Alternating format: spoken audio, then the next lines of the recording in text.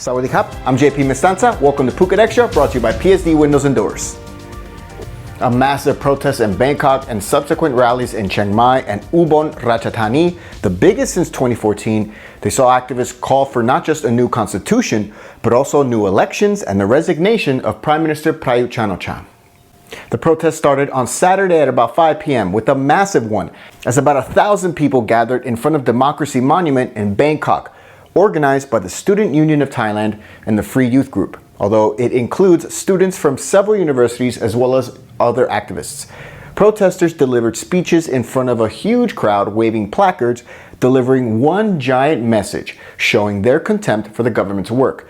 They railed against the emergency decree, which was first implemented in March to stem the spread of the COVID-19 pandemic, although they claim it's being used to stifle dissent now and curb protests. They called on the government to revoke the emergency decree, also dissolve parliament for its failure to manage the economy, stop the harassment and alleged abduction of critics, especially abroad. They're also calling on the resignation of Prime Minister Prayut and for a new constitution. The groups have also threatened more protests across Thailand if their demands are not met.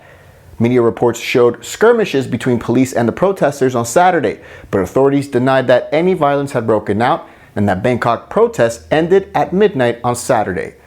On Sunday, two much smaller protests took place, one in Chiang Mai at the Tapai Gate, calling for the premier and this government to step down, and another in Ubon Ratchathani.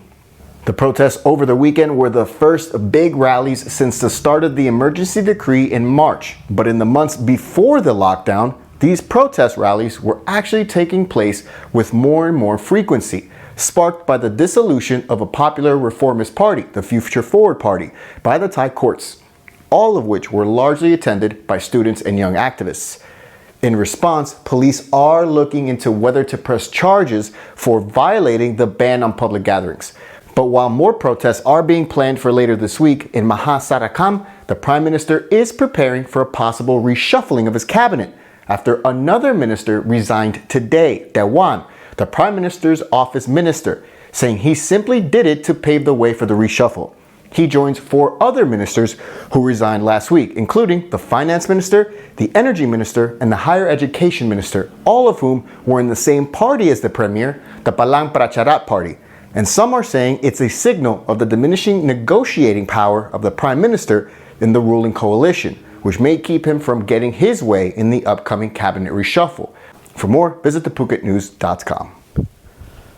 The government is considering the parameters of a sixth phase of the easing of the COVID-19 restrictions for Thailand, which may include expanding the groups of foreigners and migrant workers allowed to enter Thailand. And it comes as a new poll revealed that Thais are not really on board with that idea. The Center for COVID-19 Situation Administration, the CCSA, is set to discuss the measures for a sixth phase of easing restrictions, which will cover migrant workers in the construction business and food export industry, foreign visitors as well who co-organize trade exhibitions, foreign visitors in film production crews, and foreign travelers who are members of the Thailand Elite Card Scheme. But according to an opinion survey by Suan Dusit poll, which was carried out for 4 days last week and gauged the opinions of 1,459 people, it reported a vast majority of Thais, about 95%, they say that foreigners should be barred from entering Thailand to prevent a second wave of the COVID-19 spread.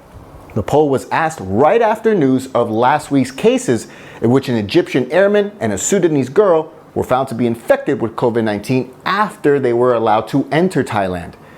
CCSA spokesman Tawisil Visanuyitin yesterday denied claims that the government had allowed people infected with COVID-19 from abroad, including Thai returnees and foreigners, to enter the country for the purpose of deterring anti-government protests.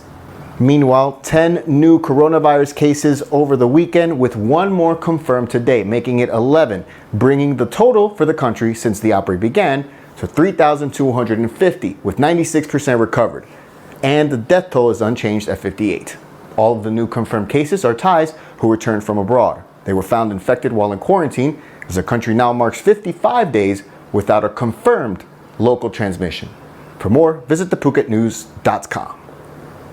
A violent display of savagery on Sunday night in Samut Prakan province as an angry mob of young men not only attacked doctors and nurses who couldn't save their friend's life in a hospital, but they went to a separate hospital to beat up the rival gang and medical staff there, causing untold damage.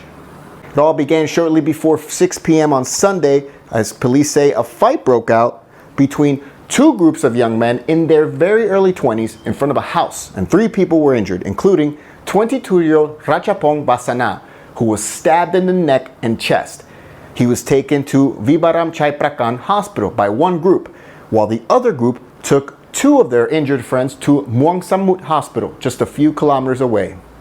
At the first hospital where Ratchapong was being treated, about 20 of his friends showed up on motorcycles to show support. And then when doctors told them that Ratchapong had died despite their best efforts to save him, the friends went on a rampage right there, attacking all the hospital staff, doctors, nurses, and the rest of the staff, smashing glass doors and windows in the emergency ward.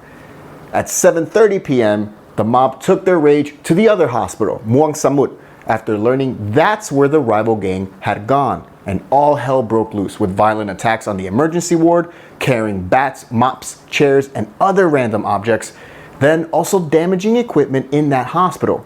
They fled once police arrived. At this point, police say they're investigating, and while we do know 3 hospital staff were hurt in the first hospital attack, it's not exactly known how many were hurt in the other attacks.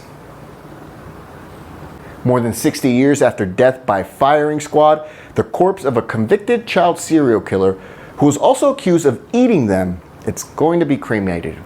Si Uy was Thailand's most notorious serial killer, arrested in Rayong in 1958, sentenced to death over the murder of 7 children. And he was also accused of removing and then boiling their internal organs and then eating them.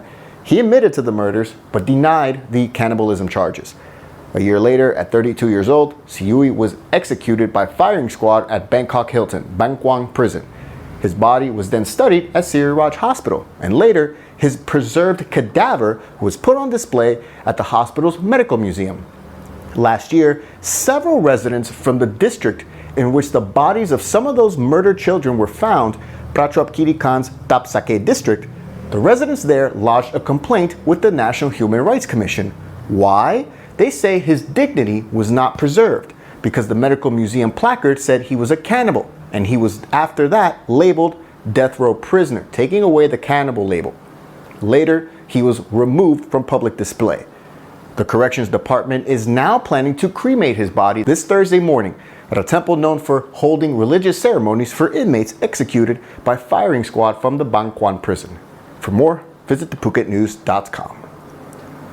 And that's it for this heavy dose of Phuket Extra today, brought to you by PSD Windows and Doors. For safe, secure, and soundproof windows, visit pvcphuket.com.